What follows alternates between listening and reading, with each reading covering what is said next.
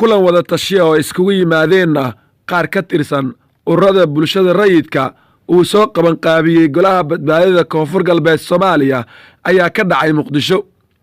Kulanka ayaa waxaa looga hadlay mustaqbalka maamul wanaagga bulshada Shabeellaha Hoose, nabadgelyada iyo adeegga bulshada sida caafimaadka, waxbarashada, biyaha, beeraha iyo xoolaha. Sidoo kale kulanka ayaa looga hadlay dib u heshiisiinta iyo ka qayb qaadashada nabadda. Kulankani oo ay ka soo qayb galeen odayaal dhaqameed, nabadoono, salaadiin, qaar ka mid ah guddoomiyaasha gobolka Shabeellaha Hoose ayaa dhammaan waxa ay isku raaceen in gobolka Shabeellaha Hoose ay ka jirto xaalad u baahan badbaado. Kulanka kadib ayaa warmurtiyeedka ka soo baxay waxaa warbaahinta u akhriyey wakiilka gobolka Shabeellaha Hoose ee u fadhiya golaha badbaadada koonfur galbeed Cabdisalaam Maxamed Ibraahim. qaasatan gobolka Shabeellaha Hoose war-saxaafadeed shirar wada tashi oo ay isu yimaadeen maanta 11 Janaayo sanadka 2019 qaar ka tirsan ururada bulshada oo uu soo qaban qaabiyay golaha badbaadada koonfur galbeed ee Shabeellaha Hoose. war-saxaafadeedkaas waxaa soo baxay qodobada soo socda. Lambar 1 xasilooni darro kusoo kordhaysa taasoo qalqalgelin kara amniga iyadoo qarka loo saaran yahay isu socodka gobolka Shabeellaha Hoose gebi ahaan inuu hakad galo. Lambar 2 gobolka Shabeellaha Hoose waxaa soo kordhaya xaalad darro cusub oo aan horey loogu arag, taas oo ay ka mid tahay wax lagu magacaabo migepe, kuwaas oo la yimid xadgudubyo dheeraad ah sida hantida dadweynaha, taas oo ay geysanayaan dad ku lebisan dharka ama dariiska ciidanka xoogga dalka Soomaaliyeed. Lambar 3 ma jiro isbitaal weyn oo gobolka Shabeellaha Hoose dadkiisa ugu qiyaaso 1,200,000 oo qof oo haysto xaalad darro caafimaad ka taagan gobolka Shabeellaha Hoose. hay'adaha caafimaadka dhammaan way ka gaabiyeen in ay wax ka qabtaan xaaladda caafimaadka ee gobolka Shabeellaha Hoose. waxaa jiro biyo yaraan gobolka Shabeellaha Hoose.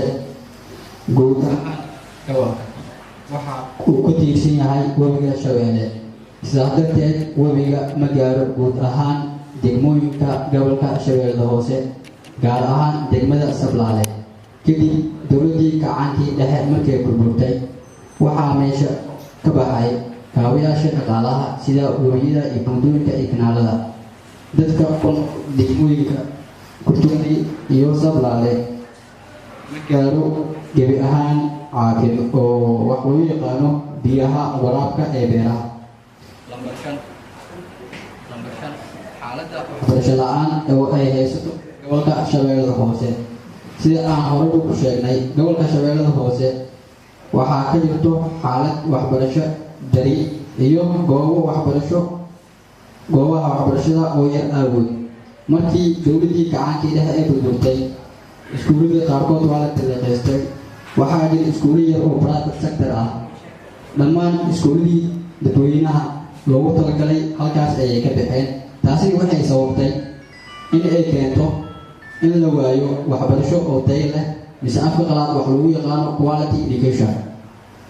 Lambar 6 shaqo yaraan haysto dhalinyarada wax baratay ee gobolka Shabeellaha Hoose ka soo jeedaan, taasoo gebi ahaanba aysan helin fursado shaqo dhanka dowladda federaalka ee Soomaaliya iyo dhanka maamul goboleedka koonfur galbeed ee Soomaaliya, taasoo sababtay dhalinyaradii wax barteen gebi ahaanba in ay ku harsan yihiin magaalooyinka iyo degmooyinka ayagoo aysan helin fursado shaqo. Lambar 7 maamulka Shabeellaha Hoose inta badan aan laga qaybgelin dhalinyarada wax baratay ee kasoo jeeda gobolka Shabeellaha Hoose. qodobkaas wuxuu aad iyo aad u tibaaxayaa ama uu tilmaamayaa dhalinyarada wax baratay ee gobolka shabeellada hoose soo jeedo waxaa la doonayaa in ay kaga qayb qaataan maamul wanaagga iyo dhammaan maamulka ee gobolka shabeellada hoose fariin ama baaq soo jeedin waxaan fariin u diraynaa dhammaan bulshada ku nool shabeellada hoose gudaha iyo dibaddaba in ay midoobaan sida dhibaatada gobolka shabeellada hoose xal loogu gaaro ama xal looga helo